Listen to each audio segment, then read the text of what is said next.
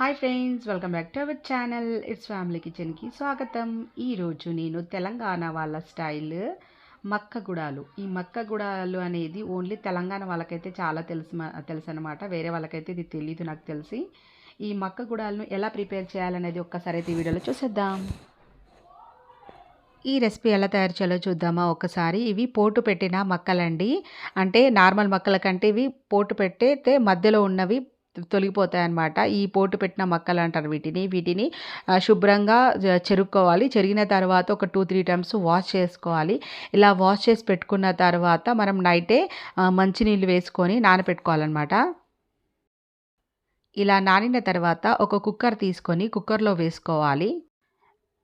ఇలా కుక్కర్లో వేసుకొని ఇందులోకి ఒక కప్పు నార్మల్ పల్లీలు వేసుకోవాలి. ఇలా నార్మల్ పల్లీలు వేసుకొని ఇందులోకి కొన్ని వాటర్, అంటే అవి మునిగేంత వరకు కాకుండా కొన్ని వాటర్ ఎక్స్ట్రా పోయాలి. ఇలా ఎక్స్ట్రా వేసుకొని మనము ఉడికించుకోవాలన్నమాట. కనీసం ఒక మీడియం ఫ్లేమ్లో పెట్టుకొని ఒక 5-6 విజిల్స్ వచ్చేంత వరకు అయితే ఉడికించుకోవాలి. ఇందులో కొన్ని వాటర్ ఉన్నాయి కదా, ఒక్కసారి చెక్ చేసుకోండి, ఉప్పు చేసుకోండి ఉడికిందా లేదా అనేది. ఇలా ఉడికిన తర్వాత కొంచెం సాల్ట్ వేసుకొని, తగినంత సాల్ట్ వేసుకొని మూత పెట్టుకొని మళ్ళీ ఒక విజిల్ వచ్చేంత వరకు ఉడికించుకోండి. ఎందుకంటే ఉప్పు వాటికి కలుస్తుంది కాబట్టి.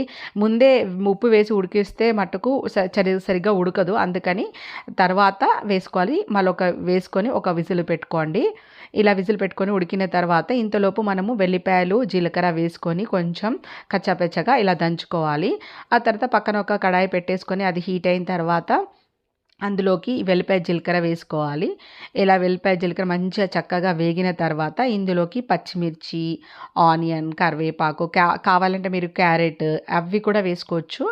ఇలా కరివేపాకు, ఆనియన్ ఇవన్నీ వేసుకొని ఫ్రై చేసుకోవాలి. ఇలా కొంచెం ఫ్రై అయిన తర్వాత ఇందులోకి ఎండుమిర్చి కూడా వేసుకోవాలి. ఆ తర్వాత కాస్త పసుపు వేసుకోవాలి. ఇలా ఇవన్నీ ఫ్రై అయిన తర్వాత మనం ఇందాక ఉడికించుకున్నాం కదా పోటు పెట్టిన మక్కలను, అవి ఇందులో నేను ఇలా జల్లట్లో వేసుకున్నానమాట. ఎక్స్ట్రా వాటర్ ఉంటే వెళ్ళిపోతాయి.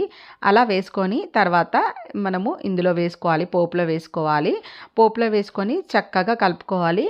ఇలా కలుపుకొని మీకు కావాలంటే దీనిపైన కొంచెం మనము పెప్పర్ పౌడర్ కూడా వేసుకోవచ్చు. కావాలంటే మీరు కొంచెం ఉప్పు సరిపోకపోతే ఉప్పు కూడా ఈ టైంలో వేసుకోవచ్చు అనమాట.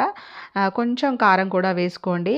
అంటే మీరు ఎంత కారం అయితే తినగలుగుతారో అంత కారం కూడా వేసుకోండి. ఇలా వేసుకున్న తర్వాత వచ్చేసి మీరు ఇందులోకి కొంచెం ఒక నిమ్మ చెక్క కూడా పిండుకోవచ్చు అనమాట. ఇలా నిమ్మరసాన్ని కూడా పిండేసుకొని ఒకసారి కలుపుకొని కొత్తిమీర జల్లేసుకున్నారనుకోండి, చాలా టేస్ట్ అయితే ఉంటాయి.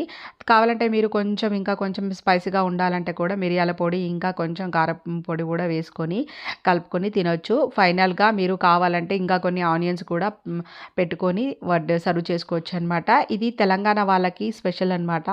తెలంగాణలోనే ఈ పోటు మొక్కలు అనేది అవైలబుల్గా ఉంటాయి. ఇవి తెచ్చేసుకొని ఇలా చేసేసుకోండి.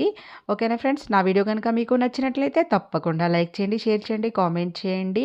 ప్లీజ్ ఫ్రెండ్స్, సబ్స్క్రైబ్ చేసుకోవడం అస్సలు మర్చిపోవద్దు. కొత్త వాళ్ళైతే తప్పకుండా సబ్స్క్రైబ్ చేయండి, నాకు సపోర్ట్ చేయండి. ఓకేనా. Thanks for watching my channel. Keep watching. By by. Take care.